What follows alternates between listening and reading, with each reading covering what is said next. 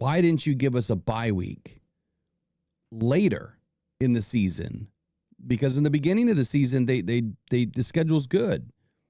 I just don't see how you can screw a team this badly, at the end of the season. And I'm not saying the Lions can't get through it, because they will, but where I was going with this was Brad Holmes and Dan Campbell have done it right, because if you need a high rotation to keep your guys healthy, which I think is the right way to do things. And I'm not saying that, they're going to throw in a second offensive line, but you might see where, Tate Ratledge is in, and then, on a couple of plays, you might get a couple of other guys. Or if the Lions are way up, they're going to put in some backups on the offense and defensive line as much as they can to try to get some guys some rest.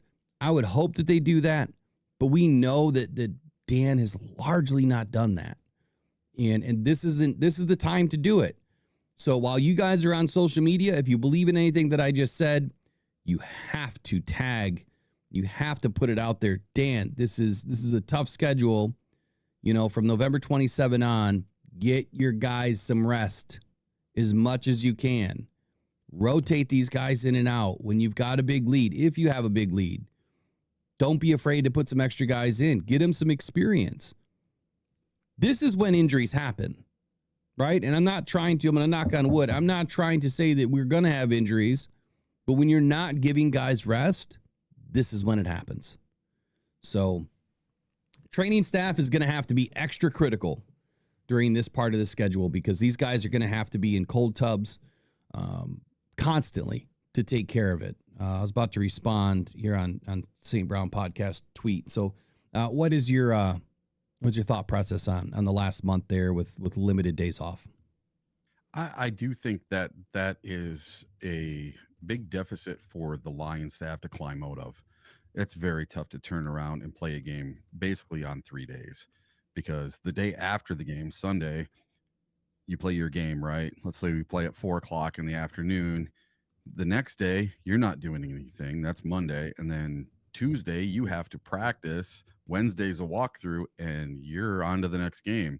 So it's basically 2 days to get ready for a game. And that is just not enough time for their bodies to get back to what they need to be for the next week. They just can't. You can't expect teams to do it, and to have to do it twice in one season. That's because we play 3 Thursday games this year. We play, let's see. I think so. Yeah, because we play the Cowboys, correct, on Thursday night?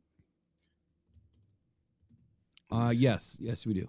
So the Cowboys is on Thursday, and then Thanksgiving's on a Thursday, and then you have December 25th, which is a Thursday. So, the Lions ask for it with Thanksgiving. So I always expect to have it once, but 3 times in a season, to me, that's a little outrageous. It is outrageous. And I just put that same kind of sentiment on St. Brown Podcast Twitter, because yeah, you're going to have it 3 times. I'm pissed that they did something like that. And quite honestly, it's the same argument every year. Why can't you get this right? Why is it so hard to schedule teams? You either need to add an extra week of games and to give every team 2 byes and do it now. And the players are going to have to just accept the fact that, look, if you do that, it's going to be easier on everybody. Yes, you're adding an extra game. Take another preseason game away. You're adding an extra game, but give everybody 2 bye weeks. And I think it's as simple as the NFC is off this week, the AFC is off that week, and then you've got 1 week where everyone's kind of mixed off. Does that make sense? Yeah. So it's just stupid. All right, so let's get into the next topic here, which is the 5 teams that got screwed. And look, I don't know if the Lions are really in this, but I'm going to say we did get screwed in the last month of the schedule because of what we just discussed. So the first topic, the first team that this article goes through, which is Connor Orr from SI, is talking about the Chiefs. And okay, so let's see what he's saying about the Chiefs in comparative to how the Lions have to go through a similar gauntlet. So the Chiefs play in Brazil to start the season, and obviously that stadium was a mess. Like last year, I mean, you had to do everything you could to not have a soft tissue injury in that stadium. It was a complete mess, and I think it's a soccer field that was turned into a football field, and that it just didn't work. That grass was not right.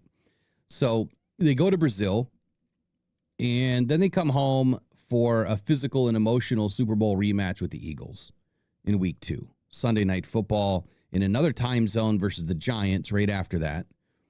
And then they go against the Ravens in the America's Game of the Week on Monday Night Football. And then they go down to Jacksonville, or go down to Jacksonville for that game. And then they head back up, and then they host Detroit on Sunday Night Football.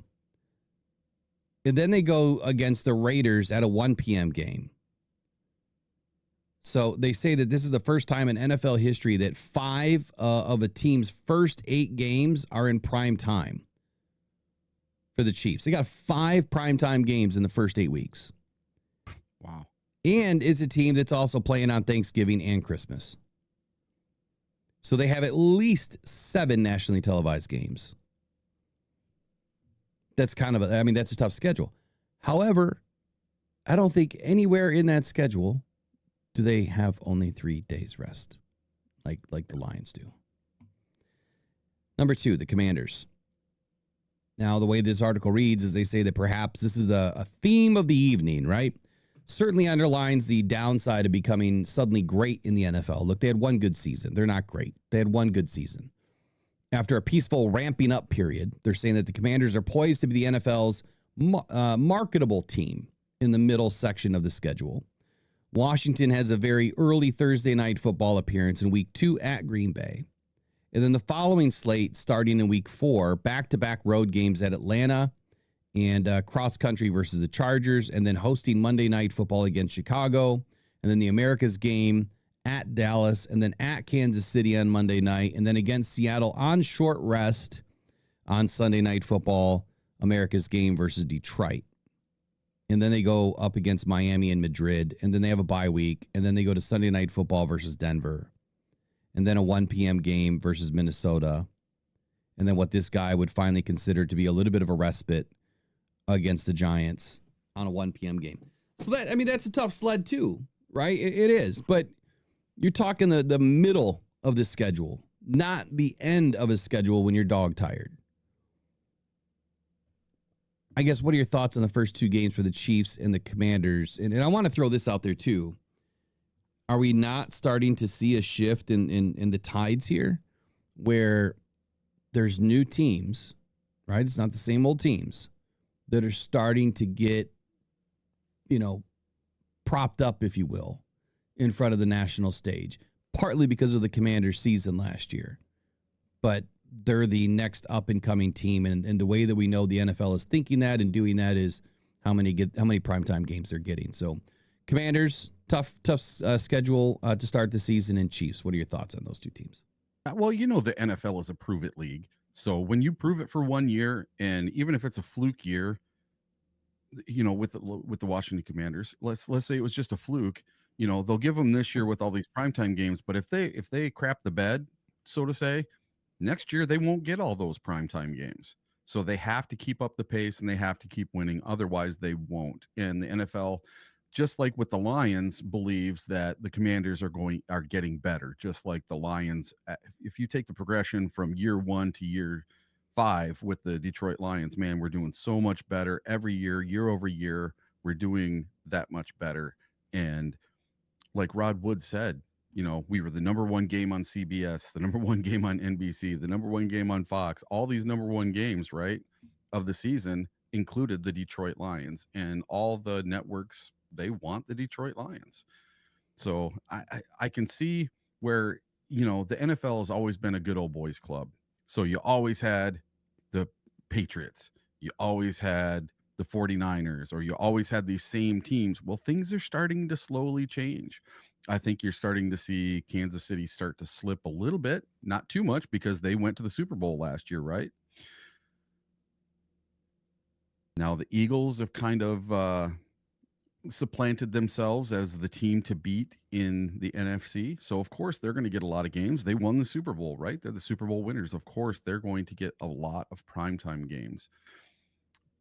But then you have all these teams like like the 49ers. I'm guessing the 49ers, since they went 6-10 last year, they don't have a million primetime games this year. They have one of the easiest schedules, if not the easiest schedule of all the teams this year.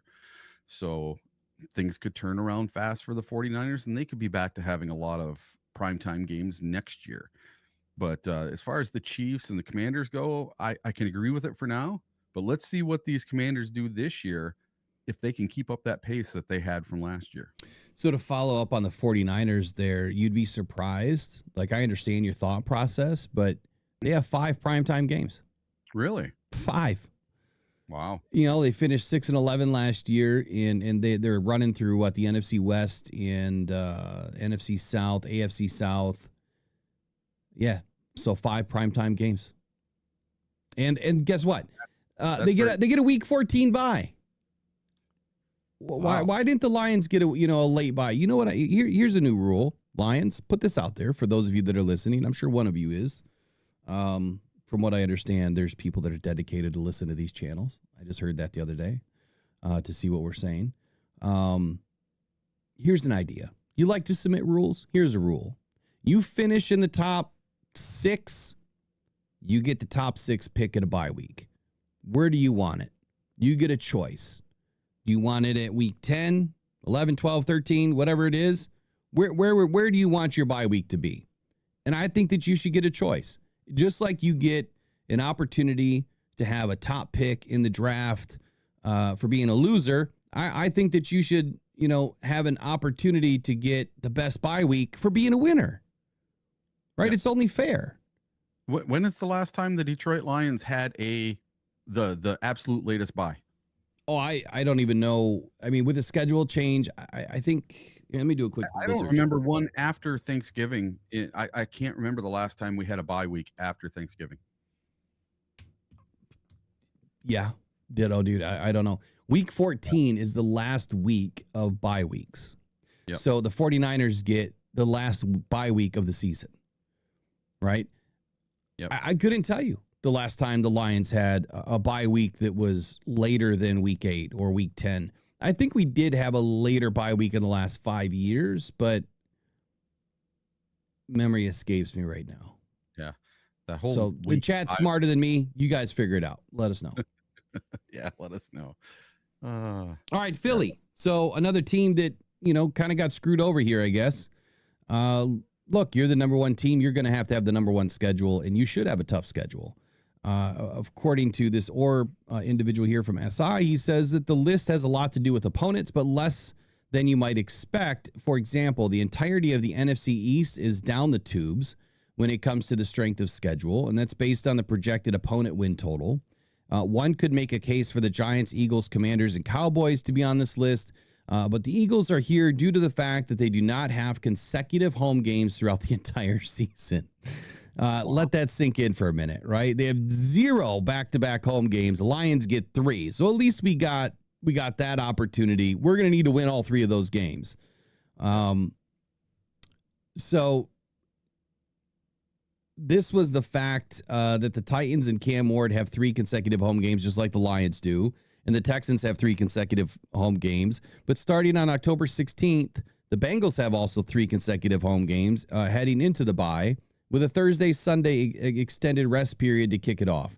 So the Philadelphia Eagles are getting screwed because they don't have any back-to-back home games. If we think that this stuff doesn't matter, or that it's simply something a team must overcome, that's bonkers, according to this individual. Another weird quirk is that Philadelphia has 2 different sets of divisional games in which it'll play an opponent twice in 3 weeks. Giants in week 6 and 8, the Commanders in weeks 16 and 18, and then another wrinkle that this individual dislikes, given how disadvantageous, wow, that's a word, it is for teams trying to make adjustments during a truncated period of time. This simply shouldn't happen over the course of 17 games. I don't agree. I don't care where you put the divisional games. I kind of like the fact that the Lions kind of have, an early rush and then a late rush and then like one kind of in the middle. I kind of like that. It doesn't really matter. I mean, a team is a team is a team. I think that you're going to have to go in and you're going to have to do your best no matter what. But This individual thinks that the Philadelphia Eagles got screwed because they don't have back-to-back home games, but we're going to take a look at all the schedules. Probably not going to get through it all today, but we'll run it back again tomorrow. The Ravens also made the list for the teams that try to ooze a certain level of machismo, lifting off their shirts in pregame warmups, daring the onset of pneumonia, playing in cold weather at the end of the season. It's to put it simply awful. It turns games into higher variance atmospheres, with missed tackles becoming a large factor. Exactly what we talked about last night with Corey, that, in a cold game, man, you do not want to tackle these guys, especially when you got somebody like, Henry bearing down on you, or Saquon Barkley trying to run through you. The edge goes to the runner, in cold games. And then that's exactly the reason why I'm loving the fact that the Lions schedule worked out the way that it did. But just like you get, an attaboy here, you're also going to have to pay for something, and that's what the Lions are paying for in the last month of that schedule. So obviously the risk of concussion doubles, lower body sprains are more common, missed tackles and fumbles, of course, in cold weather are more common. And so what they're saying about the Baltimore Ravens is, it's tough, right? It's the Ravens had 4 road games indoors against the Chargers and the Texans in last year. And then also in 23, Baltimore had road games against the Chargers, 49ers, and Jags around those same dates of the end of the season. And then in 22, they also had a road game against the Jags during those same dates. And the dates that they're talking about would be, after November 16th.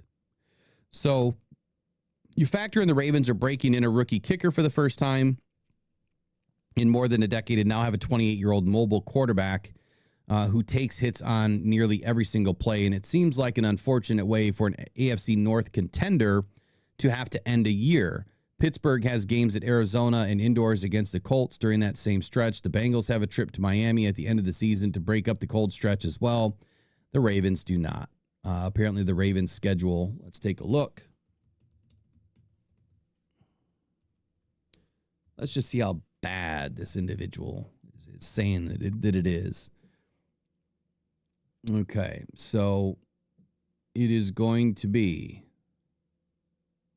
Well, look, they got the Jets at the Ravens on November 23, the Bengals at the Ravens, November 27, the Steelers at the Ravens, December 7, then the Ravens at the Bengals, December 14th, and then the Patriots at the Ravens, December 21.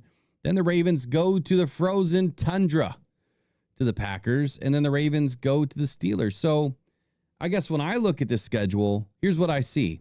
October 12, they go home, away, away, away, home, away, home, away, away.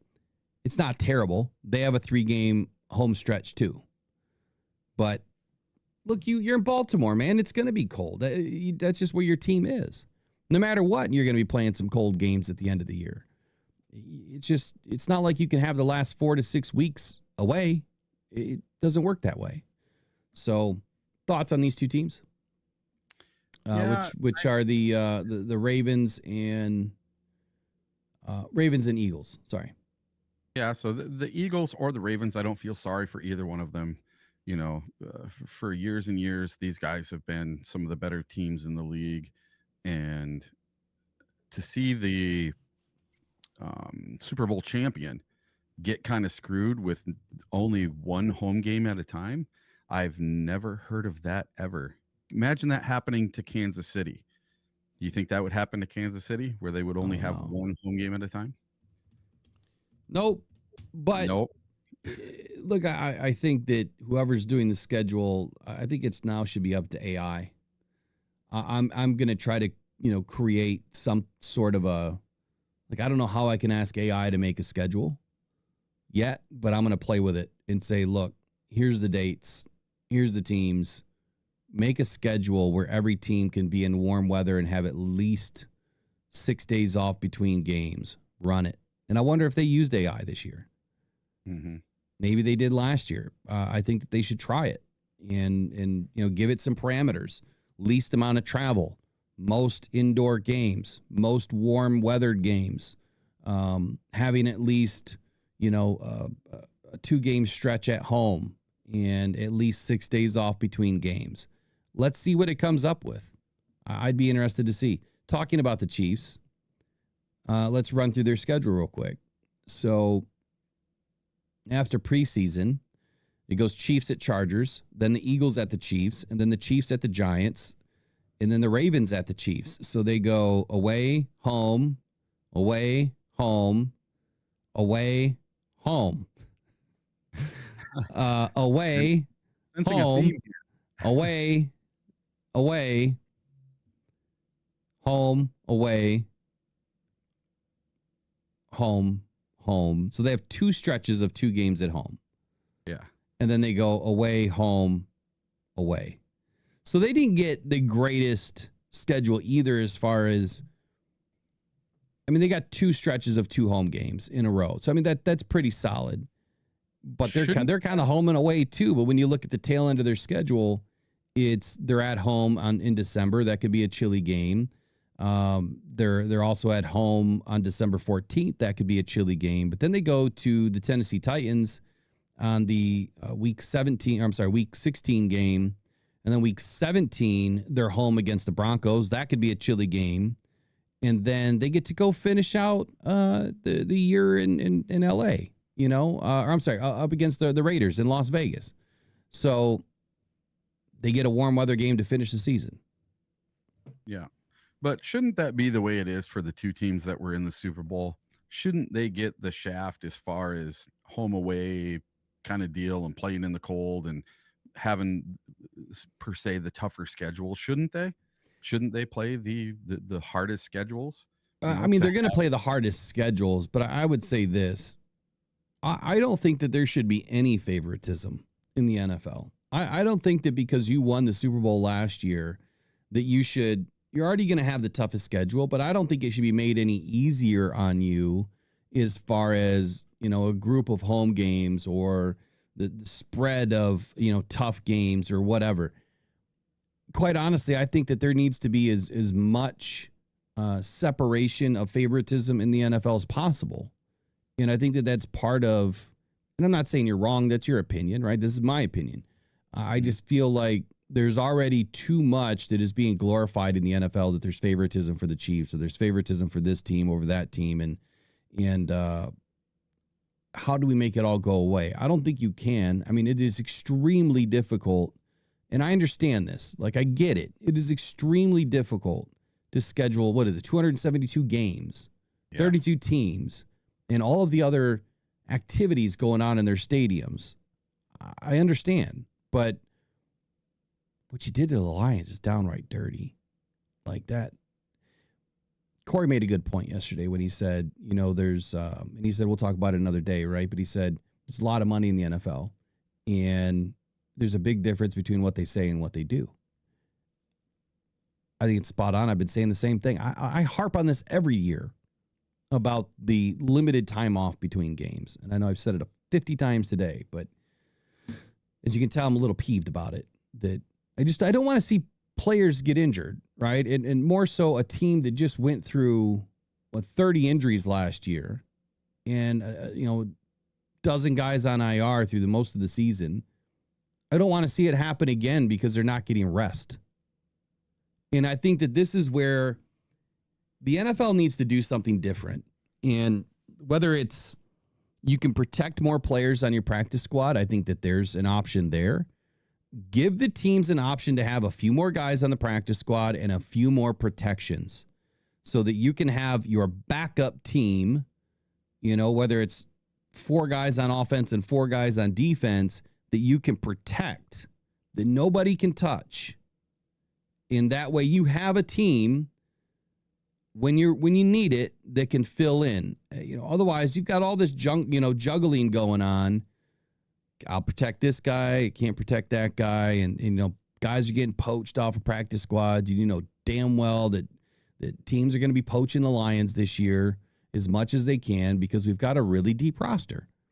So I think that there needs to be some changes with that. That would be the easiest change so that you can walk into the next week knowing I'm good. I got 8 guys I can depend on my practice squad that I know can start in this league, and they're not going to be poached from me.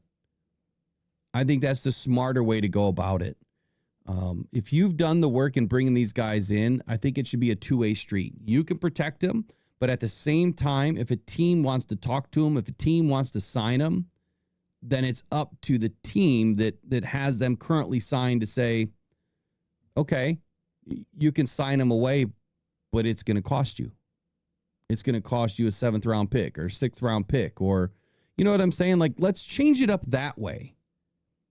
And I think that then it would make more sense, and you'd probably see less poaching going on. Yep. I mean, am I too outlandish with this? No, I've said they need to expand the rosters for quite some time. It's just not enough, and make it 18 weeks with 2 bye weeks, and make sure the bye weeks come after those Thursday night games or Thursday games. That's when they get their bye weeks. Or you at least you have a stretch where, like, and again, I'm going to spend some wasteful time doing this year, but I'm going to look at, okay, you have a Thursday game. Your next game should not be until the next Saturday, Sunday, or Monday. If you have a Thursday game, if you play on a Saturday, Sunday, or Monday, well, you could play on a Thursday if the game before is a Saturday. I think that that's enough time because you have Sunday, Monday, Tuesday, Wednesday.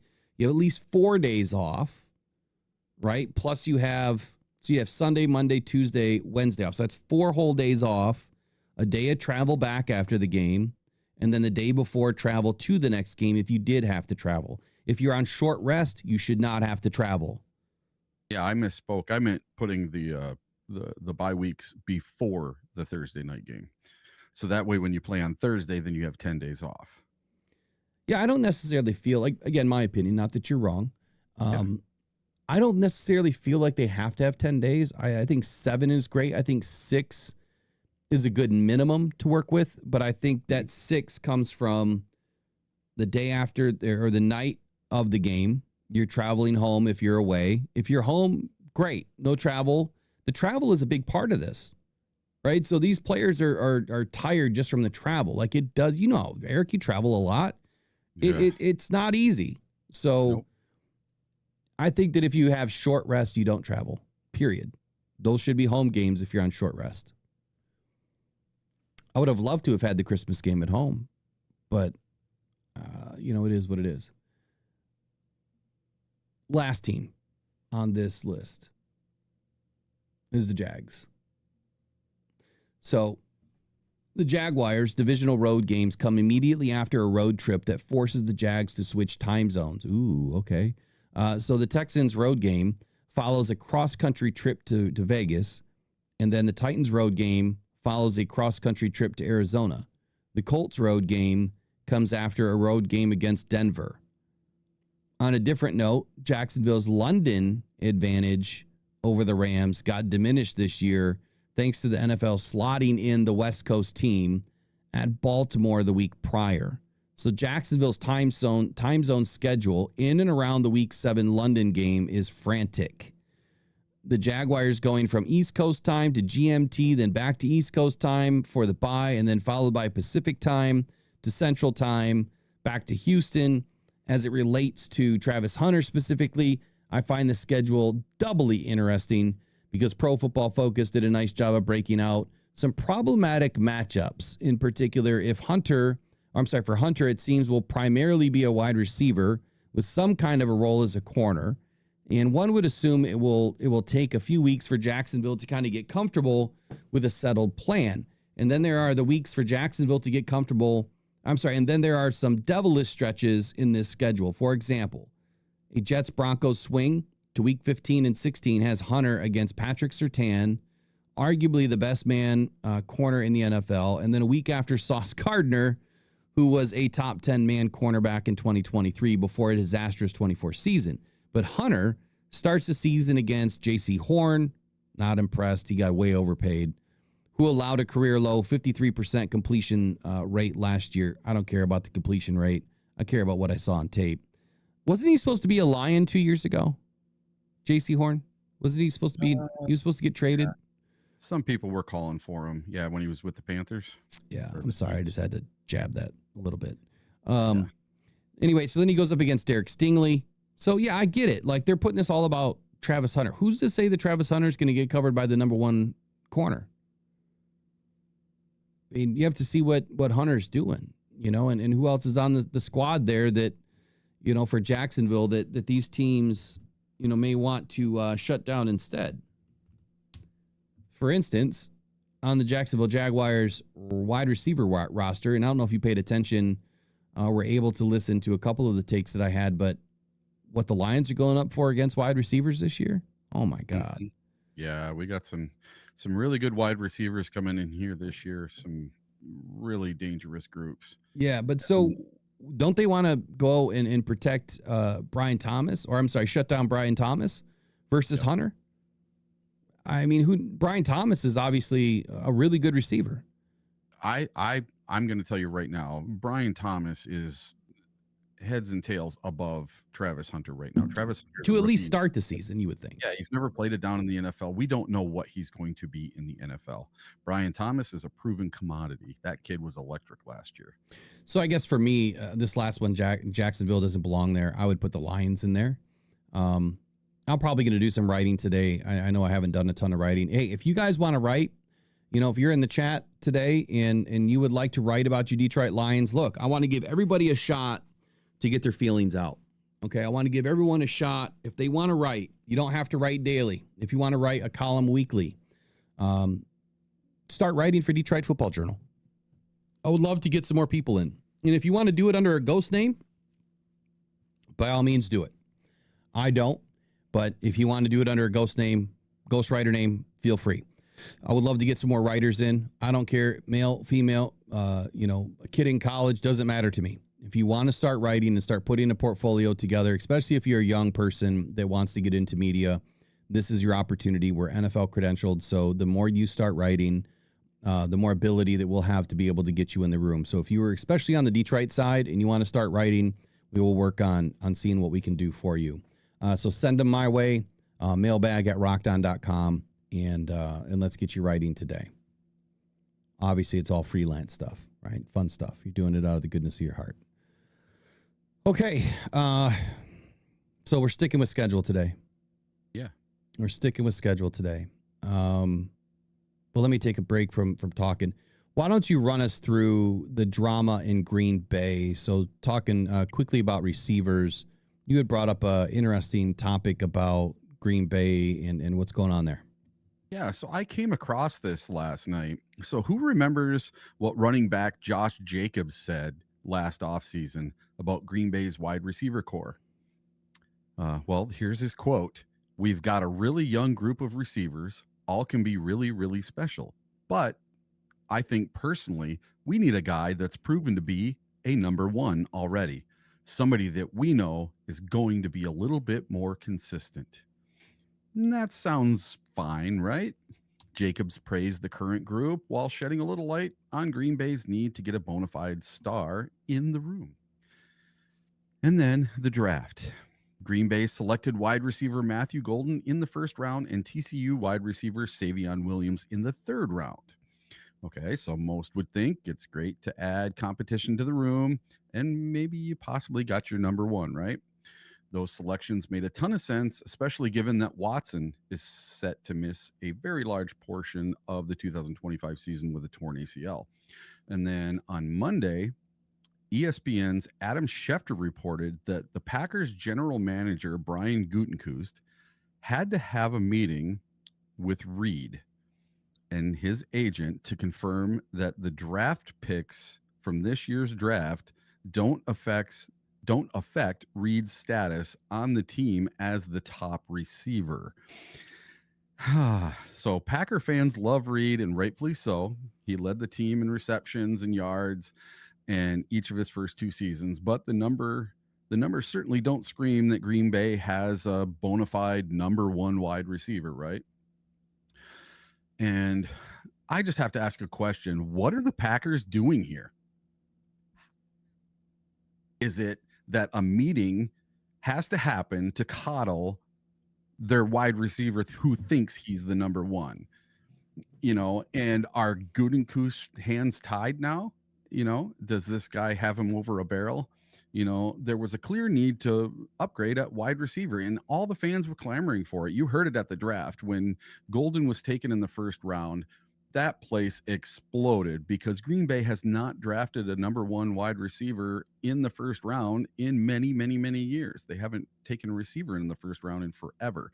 So it just this kind of caught my eye, and I thought it was kind of weird that he had to have a meeting with Reed to assure him that he's the number one wide receiver. What do you think about that, Will?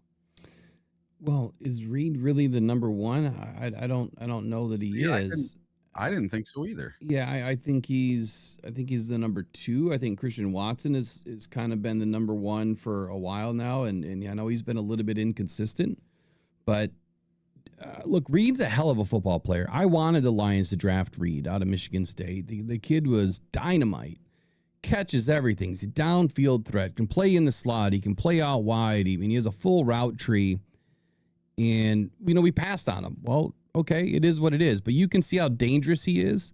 And I do understand, when you bring in another wide receiver into the fold, and when you look at their roster, and this is something that I brought up, early, right after the draft, but the Packers roster is loaded right now with receivers, and they're almost going to have to keep 6 to try to keep everybody happy. So they bring in not 1, but 2 receivers this year. Savion Williams, the big body guy that they desperately needed. Dontavian Wicks, they brought in, was it last year, I believe? Christian Watson, another big body guy. And then you got Jaden Reed, who is, their slot, merchant version of Amon-Ra St. Brown. Bo Melton, Cornelius Johnson, Jaden Lake. Yeah, not worried about him. He won't make the squad. Julian Hicks won't make the squad. Malik Heath. And then you got McCole Hardman. I mean, so the vet, another slot guy. But you still have Romeo Doubs. And you have Matthew Golden now. So that is a very deep, deep, deep roster. And I don't know why Matthew Golden's not even showing up on their roster. It doesn't make any sense. On the Packers website, Matthew Golden's not listed. Really? Make that make sense. Yeah, make it make sense. And they drafted Golden, and he is not the tallest of wide receivers. I stood next to him, and I kind of towered over him.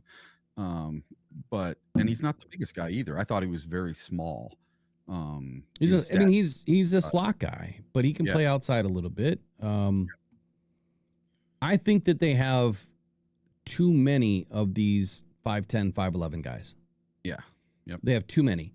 And if I were to run down this list and say who's on the roster, it's Savion Williams, it's Savion, it's Dontavian, it's Christian Watson, it's Jaden Reed, that's 4. It's Matthew Golden, that's 5. And then you've got Dobbs and Hardman, that's 6 and 7. Yeah. They're not going to be able to keep all these guys. Christian Watson will start off on the IR. So that drops them down to 6. And I don't know how many they keep year in and year out. I don't really pay attention to their depth chart, unless it's the week before the game. So I don't know if they normally keep 5 or 6 or 7 or what they do. But maybe you'll see where this year they're going to go more spread and maybe put 3, 4 wide receiver sets out a little bit more, and they're going to want to pass the ball a little bit more versus run. But especially if they keep more receivers, then it would make sense. But I get it. You've got a loaded room. And Jaden Reed is in his feelings. Yeah. So is Jaden Reed, is he starting to show a little bit of that diva? Could be, but yeah. I mean, he's a good wide receiver. Is he great? That's the question. Is he great enough right now to be kind of throwing his weight around? I don't know. I don't know. All right, what's next here? We can stick with team schedule predictions. We got ranking the toughest and easiest schedules. Let's go top 10 revenge games. And the Lions have got to be on this list. I mean, I could name a few. Commanders, number 1.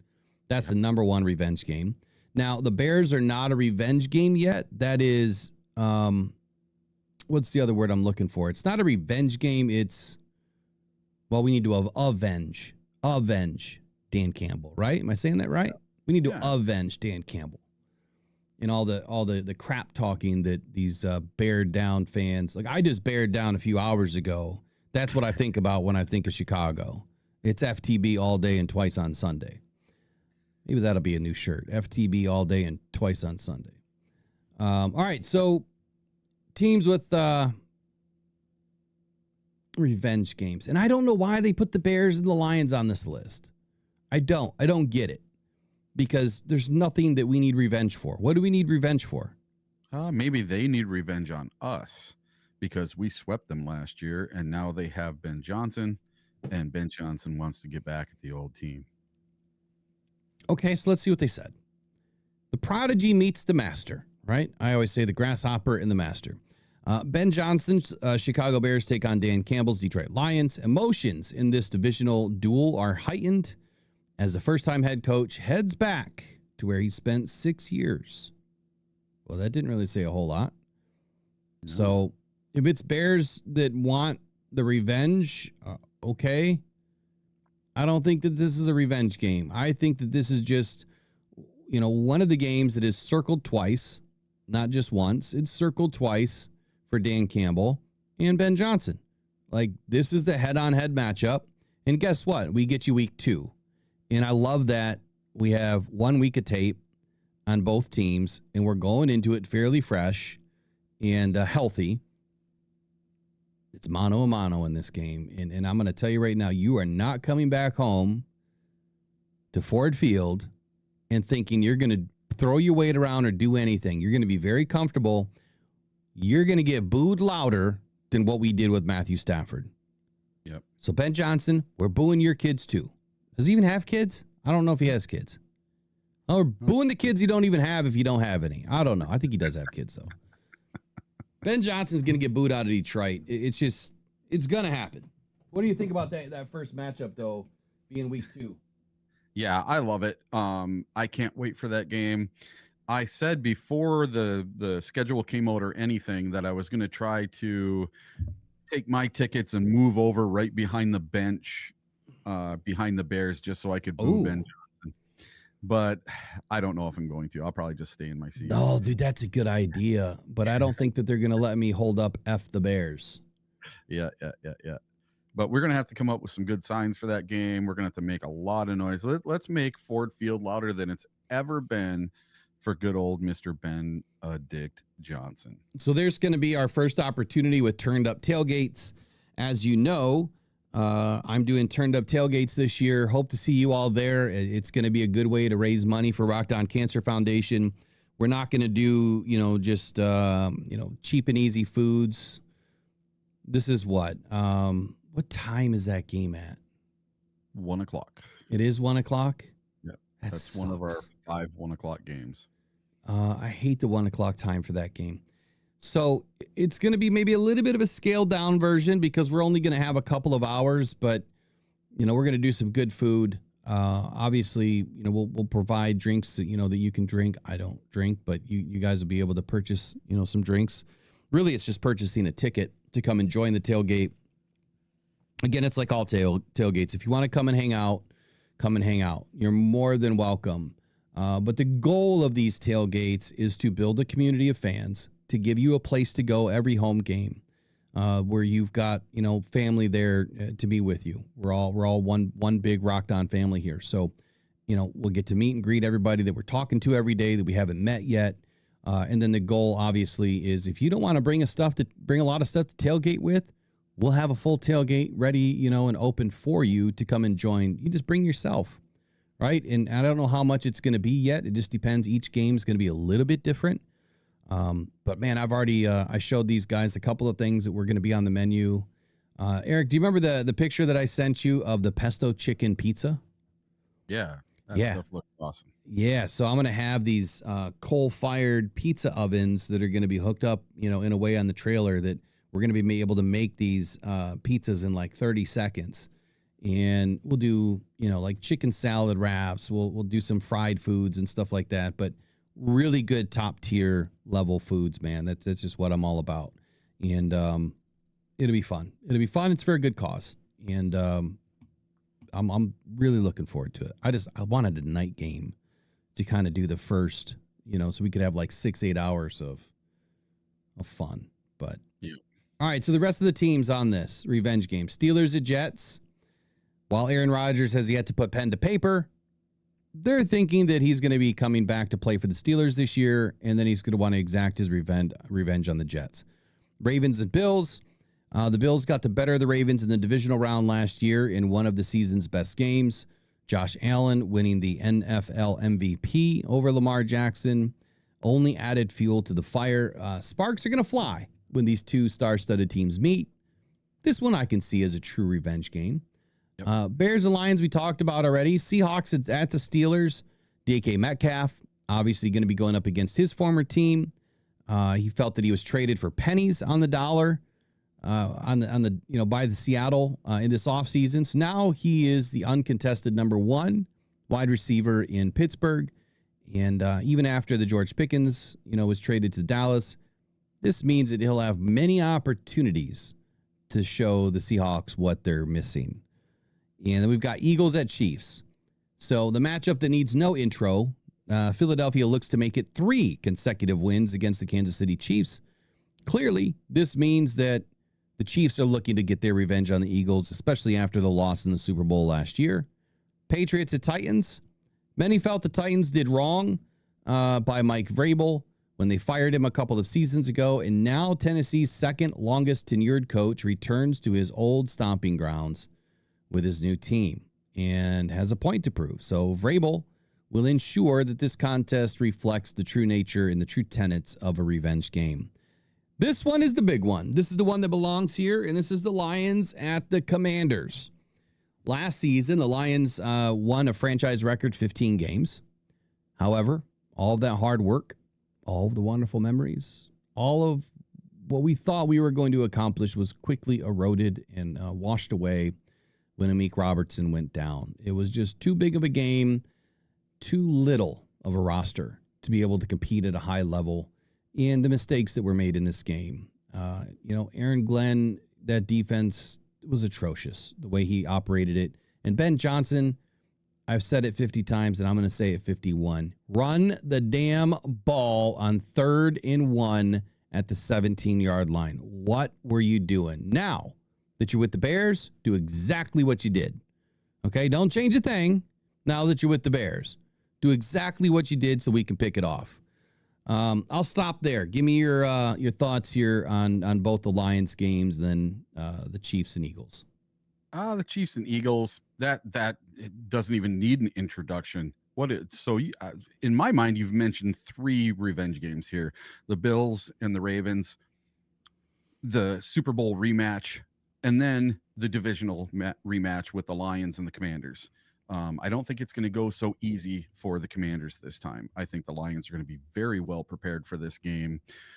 I think that Kelvin Shepard is not going to blitz good old Jaden Daniels on 99% of the plays. I think he may still stick with man-to-man, may do a little bit more zone, but he's not going to blitz. He's just going to crush the can, keep him in the pocket, and that's the way to affect it. Let your big guys up the middle go and try to get to the quarterback, but without letting him just run around and look for the open slot receiver all day long.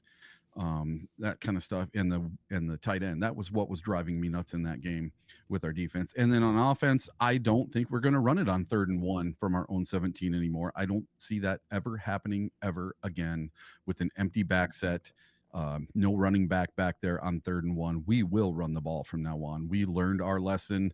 You don't get too cute in a playoff game when you have a chance to go up on the team that you're playing in the playoffs. So to me, that's the revenge games. The other ones, I really don't see it. It's just former players or former coaches going back. I don't think the Bears is a revenge game. I don't think the Patriots is. So the only revenge games were those 3. The last few games on here, I mean, the Seahawks are on here quite a bit. You got Seahawks at the Rams, Seahawks at the Titans, Texans at the Chargers. I feel that's going to be a really good game where Justin Herbert had an entire offseason to kind of sit with his last outing against Houston. DeMeco Ryans' defense made the Chargers, quarterback just looked lost when they met in the playoffs. Can Herbie get his revenge on the Texans, or will the AFC South champions continue to haunt him? I think that is. I think that's going to be a good game. He went 10 for 30, 193 yards, 330.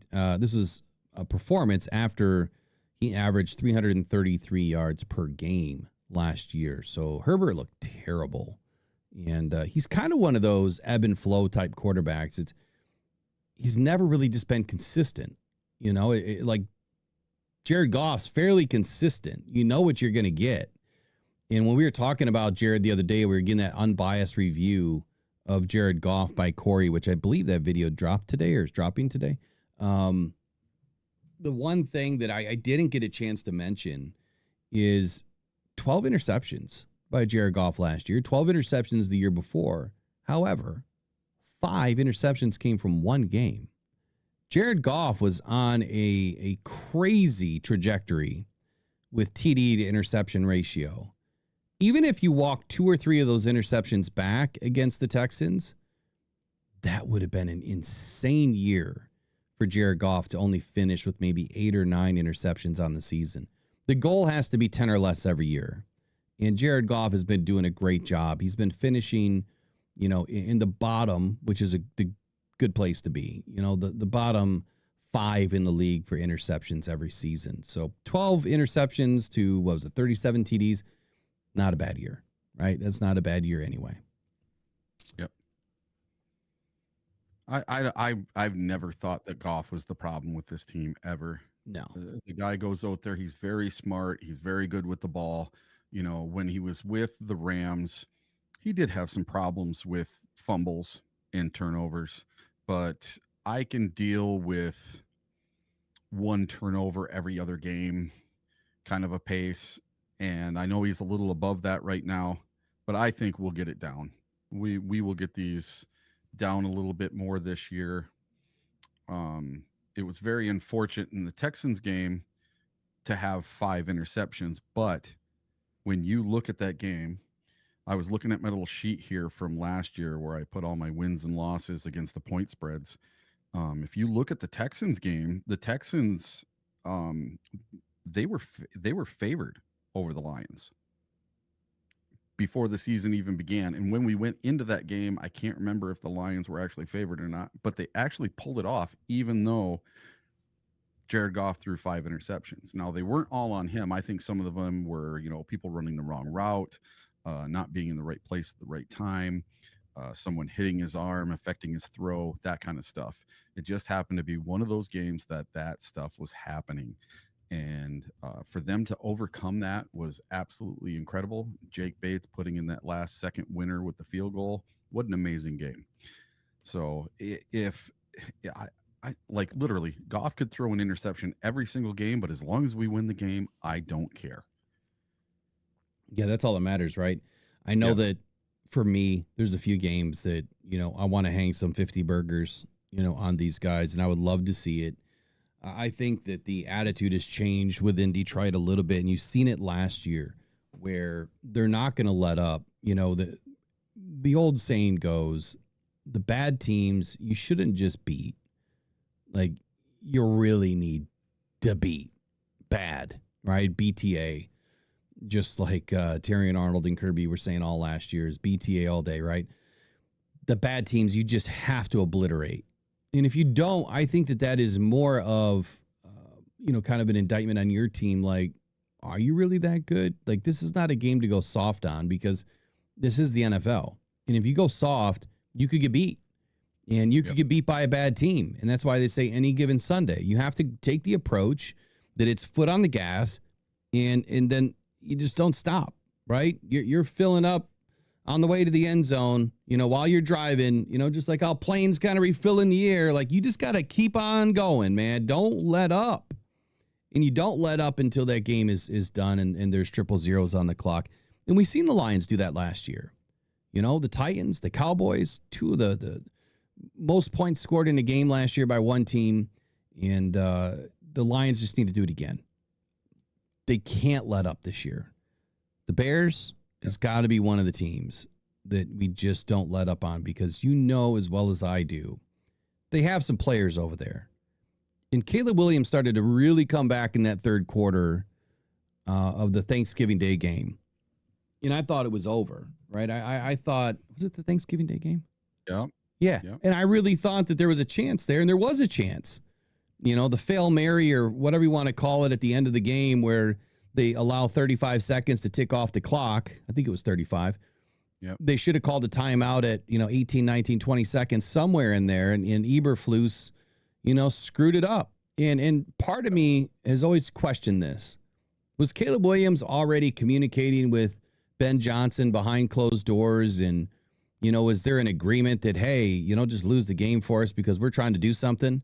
Who knows? I'm not saying that happened, but that's what I kept hearing. I kept hearing it from fans that something didn't sit right. No team just screws something up that bad. Yeah. And they did.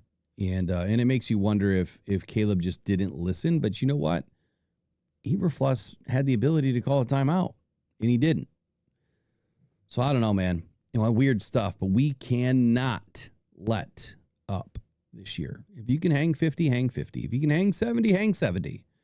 Just keep going. Yep. All right, it is 9:56. We got through 1, 2, 3, 4. Got through 5, maybe, 6 or 7 topics today, but 5 for sure. Let's do one more here. Oh, this one's quite long. Well, maybe it's not. I'm good on time today, so we can do whatever we want. Okay. All right, so strength of schedule. We know that the Lions walking into this had the third hardest schedule by strength of schedule measures to enter the season before the schedule was released. Now, I haven't seen any new updates based on travel. Now, we also know the Lions have, I think, the 4th or 3rd lowest travel this year. So that bodes well, right? At least we're not going overseas multiple times or whatever. I think that the Lions got screwed, in the back half of the schedule, but there's some other teams that also got screwed, and there's some winners and losers that we're going to talk about here. And the first one would be, we already went through this one, didn't we? Oh, the winners and losers? No, I didn't. So the first one I want to talk about is the Lions. So it says here that the Lions, obviously it's going to be hard to repeat 15-2. I think all of us would agree that's not going to happen. It rarely happens in the NFL. Maybe every 15, 20 years, you can rip off 15 wins in a season or 14 wins when it was a 16, game season schedule. But leaving that alone, what's going to happen this fall and what's going to happen this year for the Lions? Did we win or did we lose based on the schedule? So we start out, we've got 9 road games, and 7 of them are against the 2024 playoff teams. Last year, we had the same thing. We had 7 playoff teams we went up against. We had 8 games against playoff teams. Now, this includes trips to both the Super Bowl teams, Chiefs and the Eagles on the road. The other road games are the Bengals and what should be an improved Bears team, sight unseen. Their season is bookended by 3 divisional games. So we start out the division, we end in the division. I kind of like that. We open at Green Bay, we close at Minnesota and Chicago. Yeah, you remember when I said when they're doing the schedule, they should put the opening weekend, the opening 3 games and the last 3 games of the year should all be the divisional games. Yeah, I think kind of went with it. I think you or I, one of us in a last week's show, we were talking about who we wanted to see first. Yeah. I think you said the Bears. Mm-hmm. I think you said the Bears. And we both said it would be great to have an NFC North rival to open the season. And look, it happened. Yeah, I wanted that Packers game as the very first game on the road at the Packers. That was the game I wanted for week 1. I'm going to have to go back and look at what I wrote down. I know I wrote it all down. I even made a big social media post yesterday that's the game I wanted, and I ended up getting it. I'll be curious to see how close we were, a week before I even got any, information. So Anyway, speaking about the Lions, so there's a wild stretch in this schedule where the Lions obviously play 4 straight games against AFC opponents during weeks 3 through 6. We have trips to Baltimore, Cincy, and KC, and then the Lions come out of their 8-week bye with a 3-week stretch that could mirror a playoff run. This is Minnesota, then at Washington, and then at Philly.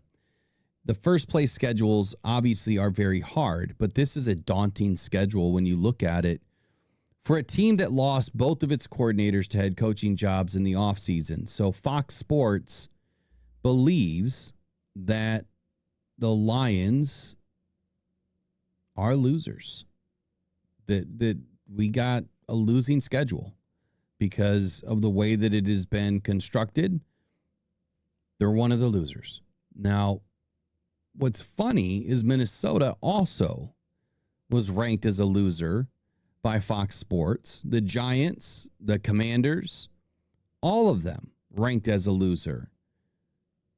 Now, we've spoken about this ad nauseum today about the way that this schedule is kind of lined up.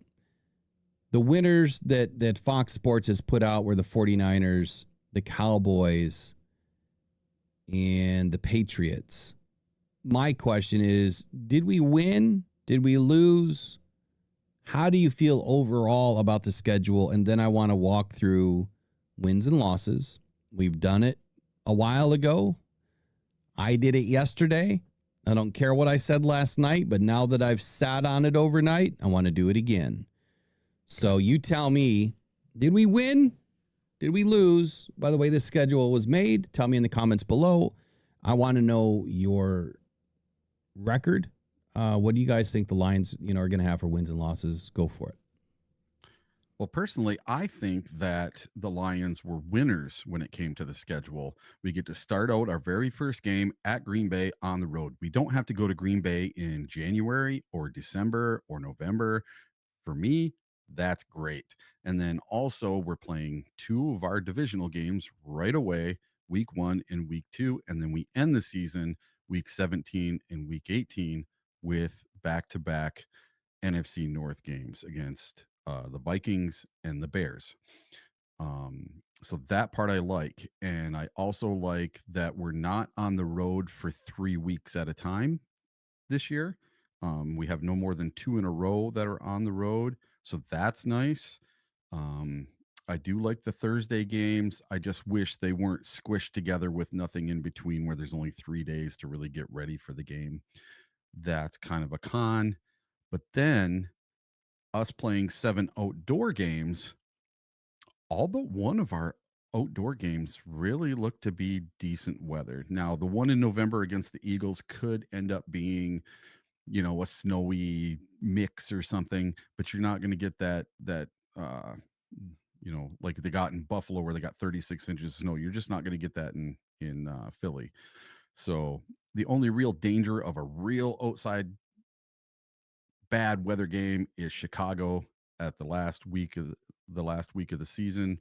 So for me, I see way more pros than I see cons. I know it's a tough schedule. It's a first place schedule. You're playing all the division winners. You're playing both Super Bowl winners, or winner and loser, at their place. So that part of it's tough. But I like where they put everybody and when they put them in. Okay, real quick, winners of the day for the comments. Eric, I'll come right back to that. I want to make sure I got this up so we have a few minutes here. Bill Rowland said, I tried to tell the Lions in a focus group that they are pricing out their lunch pail fans. Ford Field will soon be the quietest venue. I think Eric and I both felt something was off maybe the last half of the season last year, and I could see where that's a pretty accurate statement that the Lions already have priced out the blue-collar guys. I mean, you didn't have to pull out your 401k just to go to a damn game. Dwayne Keene says, I don't care if we are a favorite or not. We have to play the games because it can go any way or for any team. Bring anyone at us, we will bite their kneecaps all year on all teams that get in our way. Brent Lighton says, this schedule is dirty, but we will have our Shawshank Redemption. We will go through the muck and emerge victorious. And Nobody Kapler says, I love the schedule. I'm ready. I'm ready for it. Lions have a chance to be one of the best teams in a season in NFL history.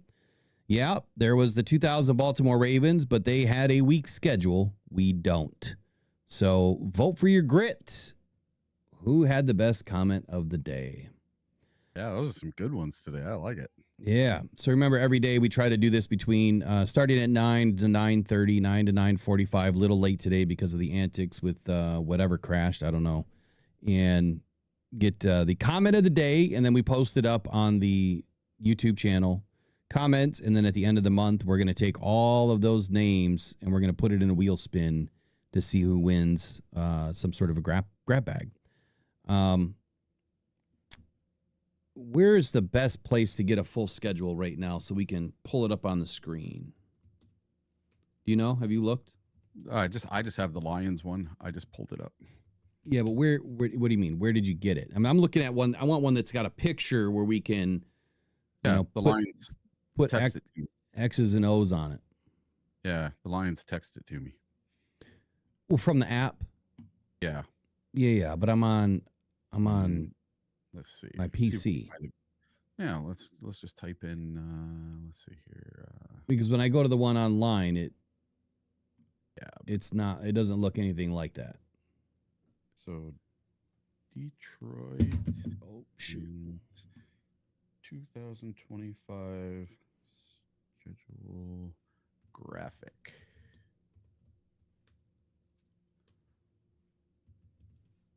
Let's see.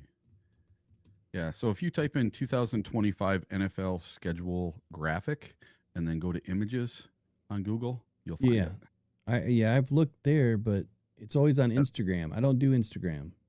Oh, okay. Oh, wait, here we go. Here's the same one I got from the Lions. Or similar. Yep.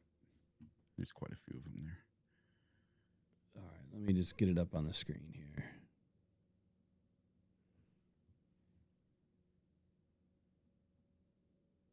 Come on. There we go. And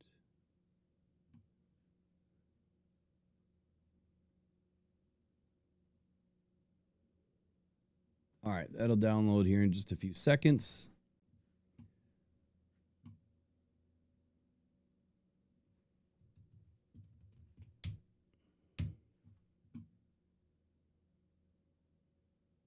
I think what I'd like to do is oh,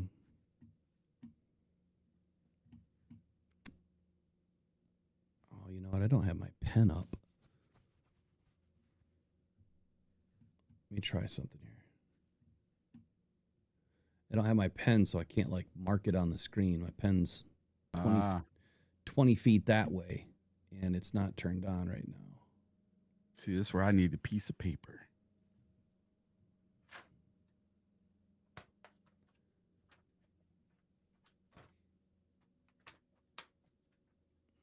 I don't even know if I have a pen either.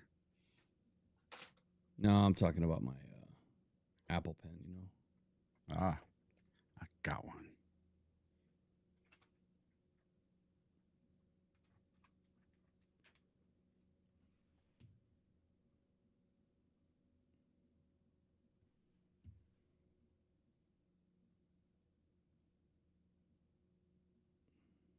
I'll have to fix these later for colors, but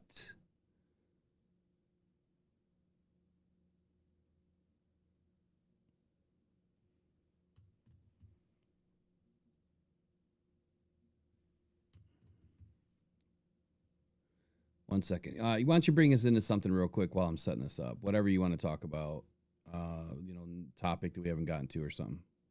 Oh, sure. Let me see what I had here.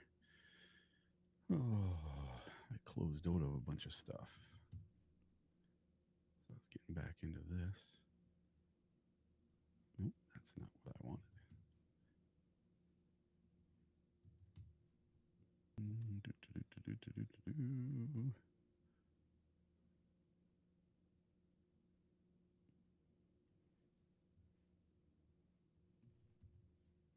All right, so the Lions made a couple of roster moves this week. With rookie minicamp done, the Lions continue to reshuffle their 90-man roster ahead of OTAs later this month.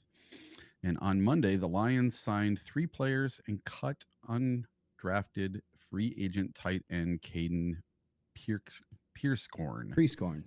Yeah.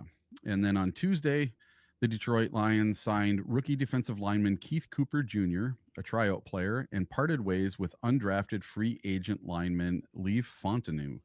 And then after the 2025 draft was completed, the Lions immediately signed the former Arizona State lineman Fontenot, and he was one of 10 players Detroit signed in the undrafted free agent period. Despite playing well at ASU, Fontenot had an uphill climb to make the Lions' 53-man roster. The Lions were already well stocked at the center spot heading into the 2025 draft.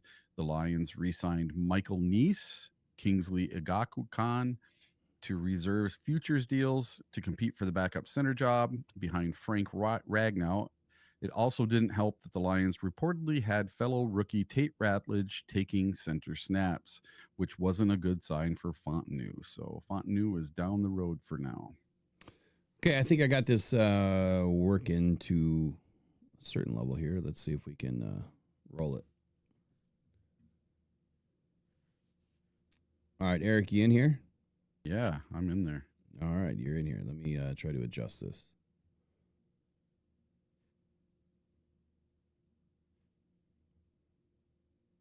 There we go.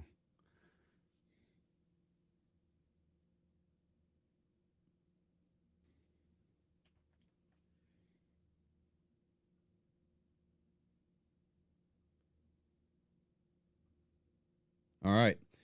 I don't have the chat open, so that'll be for you to, I guess, to try to monitor as we go through this. But now that we've had a chance to kind of sit on it through the night, Eric, what do you have for week 1? So week 1, Detroit at Green Bay. Green Bay is favored by 1.5. I'm going to take Detroit 27-24 and start the season 1-0. Yeah, I'm not going to do scores, but I'm just doing wins and losses. You can do scores if you want. So you've got a win. Yep. All right. So we both got a win. I'll just do that for now. All right. Week 2. Perfect. So, well, you got it on the wrong. Okay. So then we got to do the Bears. Is week 2. I'm sorry. Green Bay Packers week 1. Bears we did week 2 already, right? Yep. So it'd be week 2, and the Lions are favored by 4.5. I'm going to take the Lions in this one. Yeah, I'm saying Green Bay week 1. Yep. So Green Bay week 1. That's the one. The Lions are a 1.5 point underdog. I'm taking the Lions. 27-24. Okay, so we both have a win for the Bears and the Packers games to start the season. I don't have the schedule open. So who's week 3? So that's the Ravens. Yep. So the Ravens are favored by 3.5. I'm going to say the Lions drop this one. Yeah, we're not dropping that. I definitely got us with a win here against the Ravens. It's early in the season. It's going to be a perfect, crisp fall day for football. The Lions are going to be healthy, and they're not going to be able to slow down our run game, period, point blank. That's how we're going to win this game. It's going to be 200 yards of rushing, I'm telling you right now. We are not letting up against the Ravens. Week 4. Cleveland Browns, and the Lions are favored by 10.5. I'll even take the points. Detroit all the way. Wow, we're favored by 10.5 already? Yeah. Yeah, I have no confidence in the Browns. I mean, they're a resurgent team. What I love here is the matchup, where you're going to have Aiden Hutchinson and Myles Garrett going at it from opposite sides. And I think that's just going to be really fun for these guys. This thing's just being dumb, but whatever. I think it's going to be really fun for these guys to kind of go at it. And it's a good measuring stick for Aiden to see, what is his game like compared to somebody. I don't think that we played the Browns yet while Aiden's been a part of the team. So it's gonna be a good measuring stick for him to really see what a true elite end is. Like I said, there's 2 tiers of elite, and I think that Aiden is in the second tier, and I think Myles is in a tier of his own. Yeah. Week 5. So week 5 is the Cincinnati Bengals, and the Lions are favored by 1.5. I'm going to keep it going. Detroit Lions win. I'm definitely rolling with a win here. I think it's the same thing that I said last night.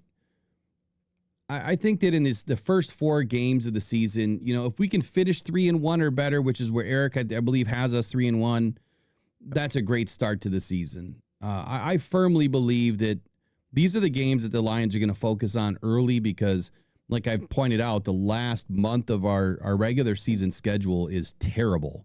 For scheduling purposes, travel purposes, weather purposes is not that bad. Besides the Week 18 game. But I really think that there's going to be an emphasis here on the first 8 games of the season. I wouldn't be surprised if the Lions start 7-1 or even 8-0 to begin the season. So I've got wins now all 4 weeks to start the first quarter. All right, second quarter. Who do we lead off with in week 5? All right. Week 6 is the Kansas City Chiefs. Week 6? Yep, because we've already done 5 of them. I'm sorry. Yeah, we did. Week 6. Kansas City Chiefs. Kansas City Chiefs. So I'm going to go with the L on this one for now. I may change my mind later. I don't like you. I know. Look, we went down in 2023, opened up the season, and that game was, the score was much closer than I think what the game really was. And given the fact of, where the Lions were in building this team, was it 23 or was it 20? Yeah, it wasn't last year. It was 23 that we opened up against Kansas City away, right? Kansas City is going to be going through, like we just read, they're going through a gauntlet of games in those first 6 weeks. They're going to be exhausted with all of this travel. It is a big game, right? And I feel like the Lions are just going to rise above. I think that the Lions' beginning schedule helps them to win these games. I'm starting out hot. I know last night I had us taking an L early. I'm not having us taking an L right now, but all this could change depending upon injury. So I'm going with the win. Who's next? All right. Up next is the Tampa Bay Buccaneers. The Lions are favored by 3.5. I'm going with Vegas. Detroit Lions all the way. Monday Night Football. That's what changed my mind from the last time we talked about this game. So you're rolling Tampa a win? Yeah. Look, Tampa's been our kryptonite. They're the only team that we lost against last year early, a team that I felt that we should have beaten. They've added another premier receiving threat in Egbuka.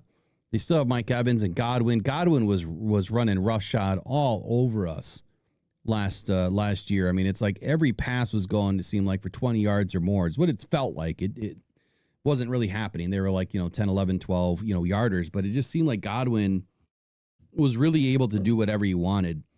Look, Baker Mayfield has been underrated for a long time, and I think now he's finally, getting some respect. I could see where this is going to be a tougher game for the Lions, but look, we haven't lost back-to-back games against an opponent or at all in the schedule in more than 3 seasons. I'm going the win. So that is 7 games now, 7 weeks. Yeah, you got all wins. I do. So who's number 8? Week 8. Oh, the next game is the Minnesota Vikings at the Detroit Lions. The Lions are favored by 4.5. No way, JJ. This is Lions all the way. No way, JJ. That's going to be a good title for a thumbnail. No way, JJ. All right, win against the Vikings in week 1 that's at home. So, look, I've got the Lions continuing the trend here. JJ's going to have some tape out there. It's week 8, so everyone's going to be real comfortable. The Lions are going to be hitting their groove right around week 3. And I think that we go 8-0 to start the season. Week 9, we have a bye, right? Or week 8, that's when we get our bye. Yep. So we playing the Vikings after the bye or before? After. That's after the bye. Okay, that's right. Yeah, we definitely not losing that game. Yeah. So that would be week 10 then? Is that where we're at? Week 9. Week 10. Yeah. Week 10. Commanders, so right? Now we're getting into 2 of the harder games. This is a stretch where it's 2 on the road, Detroit Lions at the Washington Commanders, and the Commanders are favored by 1.5. Oh man. So for me, it's either this game or the Ram game where the Lions are going to drop one. So I'm going to choose this game, but the Lions are going to drop one. I'm rolling 9-0. I'm going to end up changing one of these when we're done, but yeah, I just, it's really hard the way that this schedule is laid out, where it's going to be really tough to find a loss. I mean, when I think of Kansas City, we're going up against pure speed.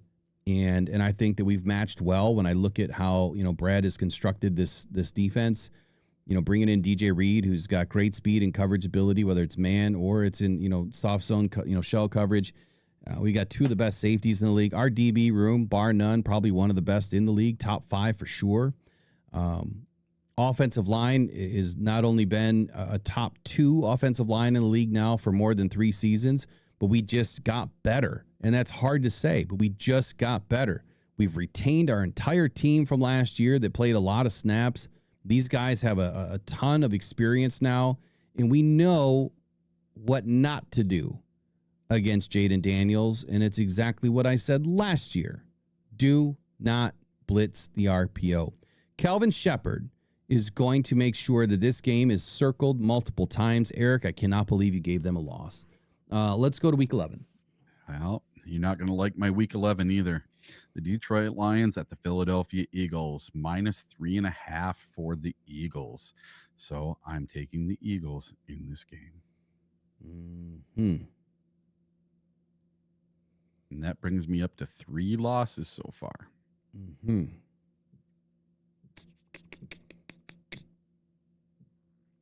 This is a tough one because Philly's it's a tough place to play.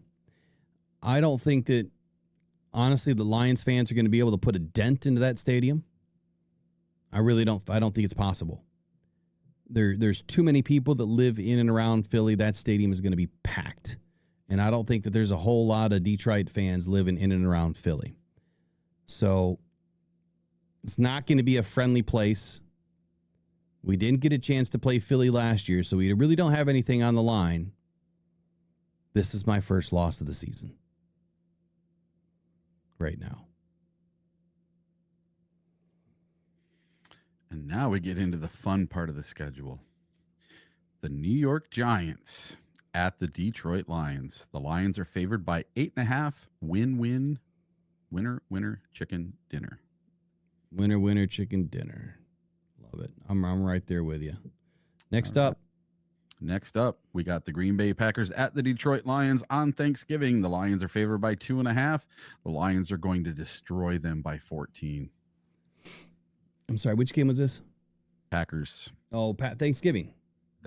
Packers at Lions. Look, this is Redemption City, right? The Packers came in and completely embarrassed us on Thanksgiving 2 seasons ago. This stupid waxing gibbous moon or whatever it is that tends to appear in the late fall, especially towards the end of November, is kind of given the Lions that kryptonite, if you will. The moon's been the kryptonite. Now, last year we did not have the moon and we won. So I don't know what the moon phase is supposed to be. I haven't checked. So this is going to be based on the moon. Lions are coming off of 3 days of rest. I don't like that, especially after we just got done traveling to Philly. This is going to be a tough one. Eric, did you have a winner or a loss here? For the Packers game. For the Packer game? Oh, we're winning. I said by 14. I think we crush them. You think we're going to crush the Packers on Thanksgiving?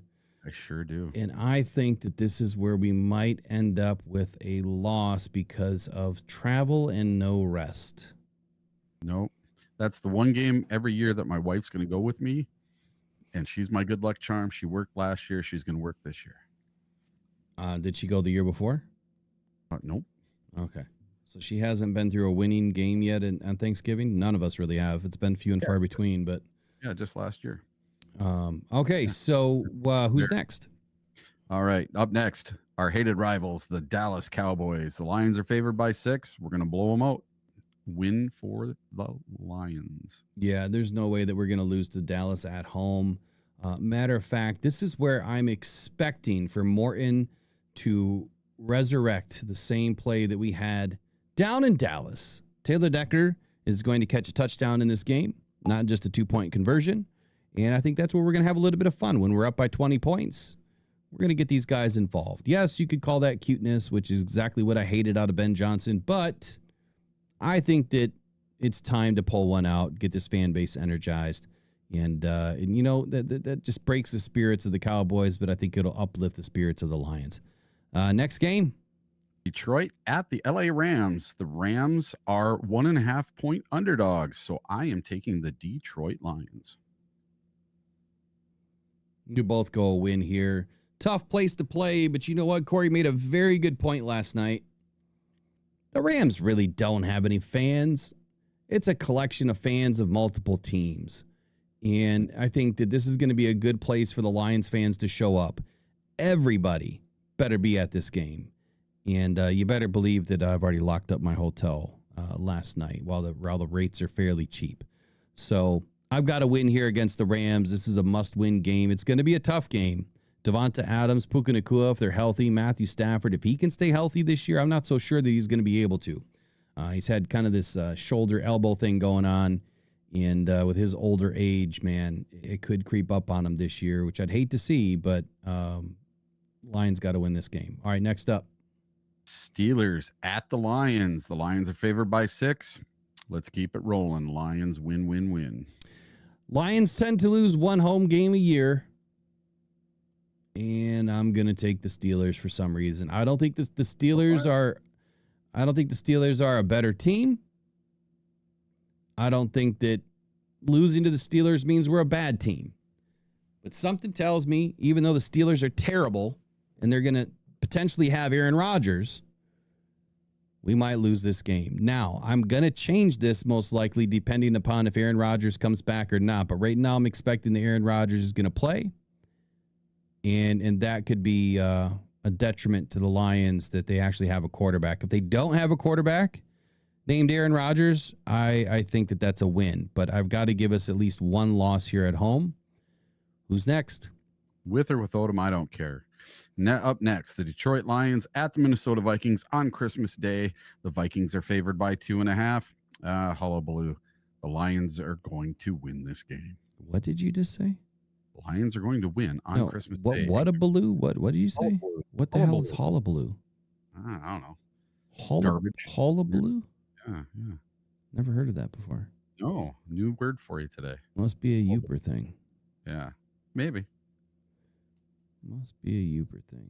All right, so I'm sorry. What game were we on? I was paying attention to hullabaloo. Viking game. Yeah, so the Viking game, I'm in. We win. Okay, so Vikings on Christmas.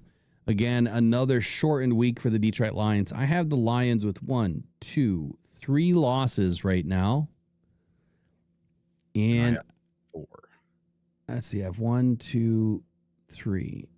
You have how many? 1, 2, 3, 4. I have 3 losses. We've already lost once to the Packers away.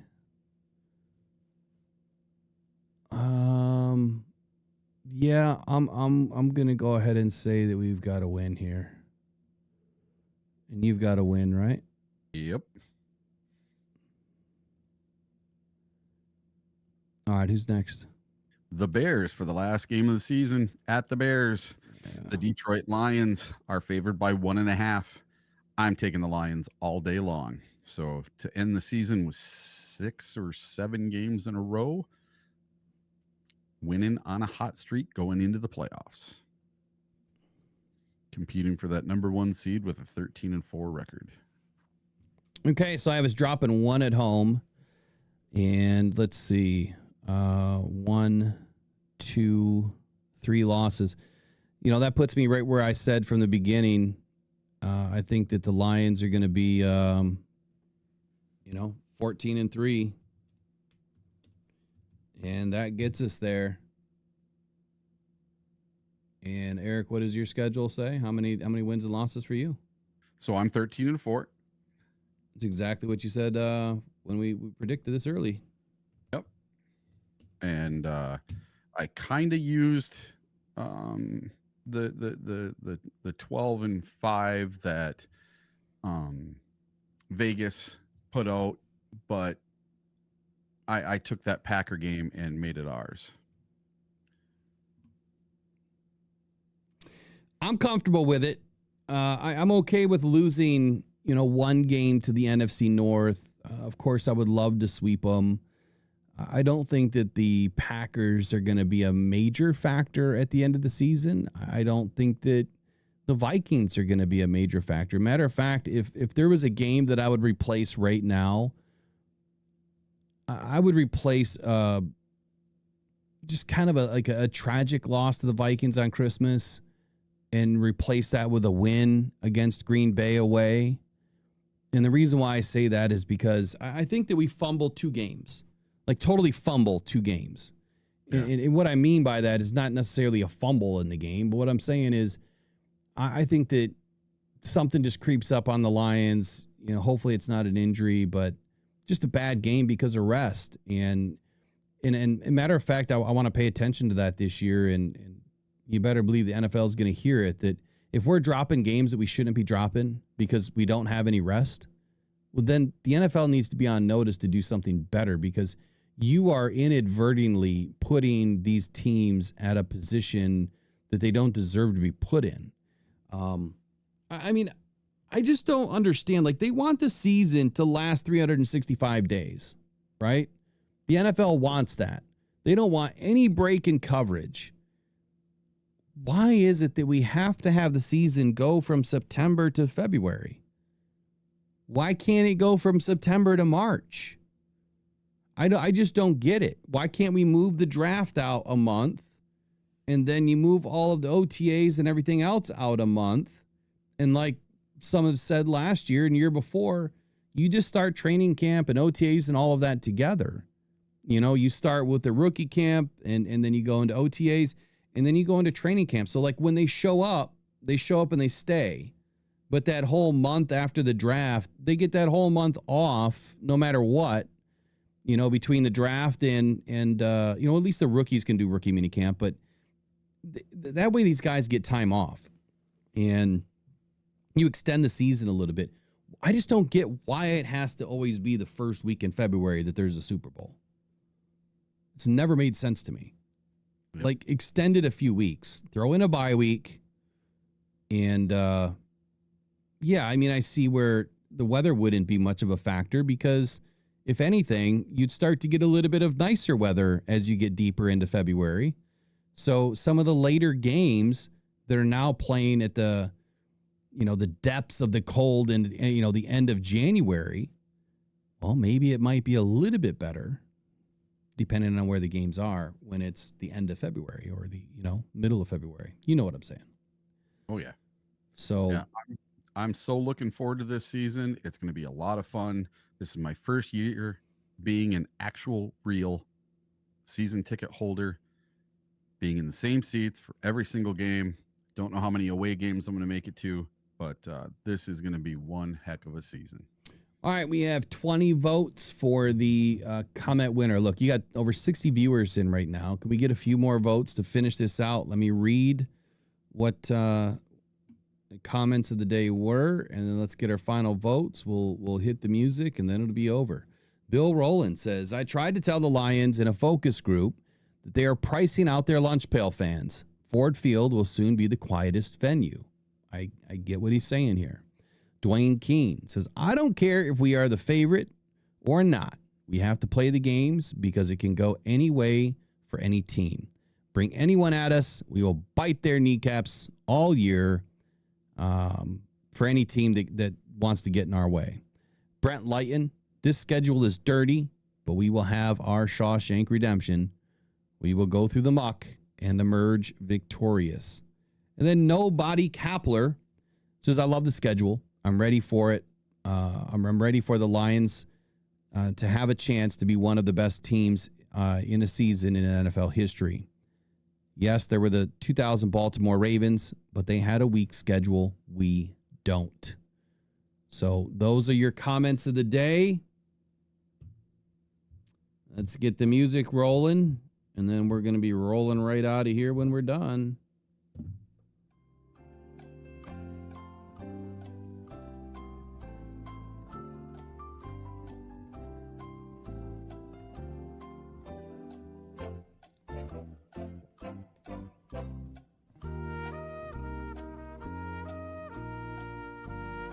What's your favorite comment of the day, Eric? Mine was Brent's. Which one? Brent? Yeah, the Shawshank Redemption one. That was my favorite. All right. That's it. We ended up at 21 votes. We could have done better than that. But close race. Dwayne Keene, 38% to Brent Lighton, 33%. And that is it. Dwayne Keene is your winner.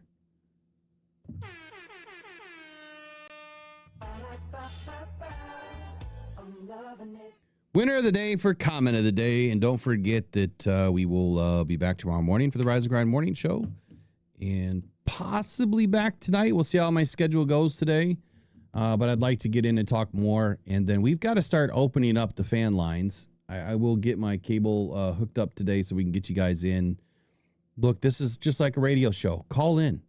Do your thing. You get your 30 seconds on air to pose a question, talk about the team. And this is, your opportunity to prove your fandom, show your fandom, challenge us with some questions. And let's just have a conversation. So, final 30 to you, Eric. I can't wait for this season. I just can't. This is going to be such an amazing, fun time from training camp to preseason, getting to do the Hall of Fame game, everything else. This is going to be one heck of a season. Let's all enjoy the ride. 13-4, division winner, sweep the division, playoffs. Here we come. Okay, so my final 30 is going to ask a question. Does 13-4 win a 1 seed?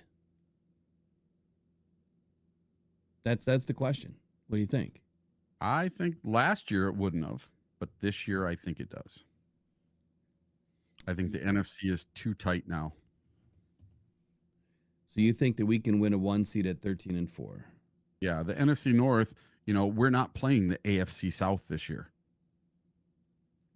The weakest teams we're playing are the Giants and the Cleveland Browns and possibly the Cowboys. Those are the weakest teams we're playing. And all three of those teams would destroy last year's AFC South. So I'm thinking this year is much better competition all the way around for the entire NFC. I could agree with that. I mean, I think that, the issue with last season is, everyone was beaten up on the AFC South, right? So This year, it's kind of a gauntlet for all of us. I know we keep using the G word, but it's a tough schedule for all of the teams involved. It went down to the wire in week 18. What's funny is last year we were talking about that, and I said, I wouldn't be surprised if this went down to the wire, where week 17 decides it for the Lions, and it ended up being week 18. I thought the earliest we'd be able to get in would be week 15. I think the earliest we're going to be able to get in this year is still week 15. There's some tough games on this schedule. Unfortunately, I think that our season is decided. Assuming everything stays as is, that we're healthy, as healthy as one can be in an NFL season, but I think our season is going to be defined between Thanksgiving and Christmas. It's the hardest schedule. We've got 1, 2, 3, 4, 5 games in less than 30 days. So that's a tough schedule. And thankfully we have the Cowboys in there and the Steelers, like I was saying about, what would I flip-flop, looking at the schedules that, by the way, I obviously will save this so that we can look back on it. The way too early predictions, right? I mean, we've got to get through camp before we even have an understanding. We have to know who's on the roster before we have an understanding, what early injuries that we, could face or what all teams may face. Changes everything. But if there's one thing that I could change, it would be, winning every game at home. We only have 8 home games like that. I say only, but you should only expect 8 home games. The fact that we had 9 last year was a treat, but we lost one, and we shouldn't have lost one. We shouldn't have lost any games at home, but we did. And you've got to protect your home base. I don't see a game on the home schedule that terrifies me. Do you see anything? I know you don't by what you chose because you picked wins all the way around. Yep. I just don't see a game that terrifies me. Away, yeah. The Eagles and the Ravens and the Bengals, those are the 3 games that somewhat terrify me. So if I could change anything, and I just went lost to Eagles, lost to Ravens, and lost to Bengals, well, I think that does a couple of things. One, let me pull something up here.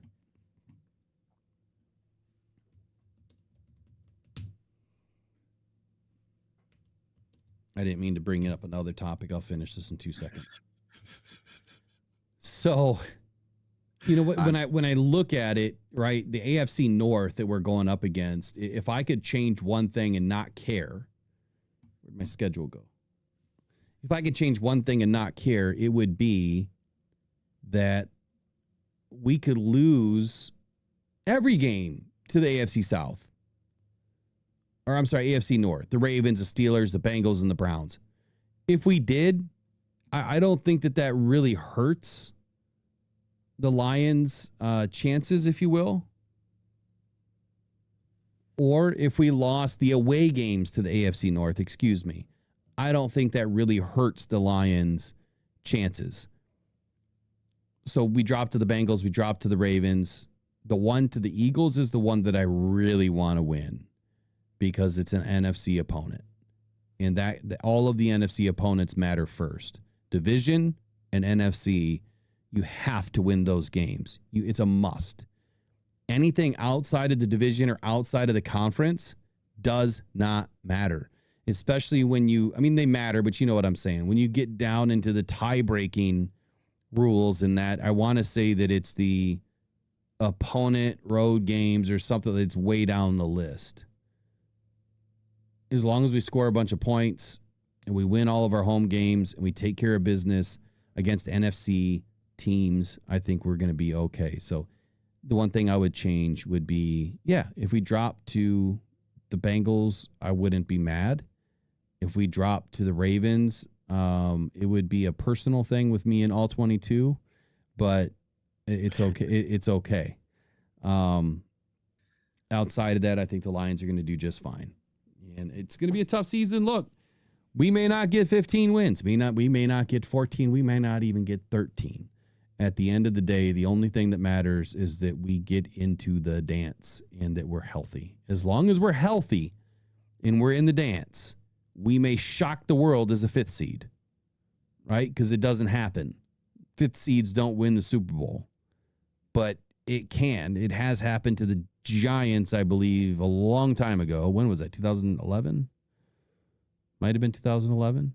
It was a while ago when they were a 5th seed and won the Super Bowl. So it can happen.